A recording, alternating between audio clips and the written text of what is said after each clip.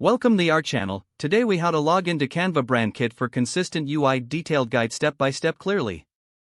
Open your web browser of choice. Type www.canva.com in the address bar and press enter. Once the Canva homepage loads, locate the login button in the upper right corner. Click on the login button. You will be prompted to enter your email address and password.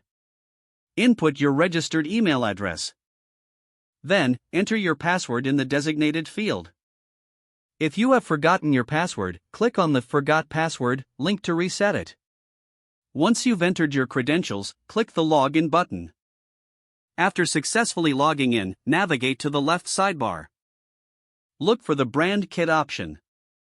Click on the Brand Kit to open it. If you don't see the Brand Kit option, ensure you have the appropriate Canva Pro or Enterprise subscription. In the Brand Kit, you can upload your logo, set brand colors, and choose your brand fonts. To upload a logo, click the Upload or Add Logo button. Select your logo file from your computer and wait for it to upload. Next, click on the Color Palette section to add your brand colors. You can input hex codes or use the color picker to select colors. For fonts, scroll down to the Font section and choose your primary and secondary fonts. You can upload custom fonts if your subscription allows.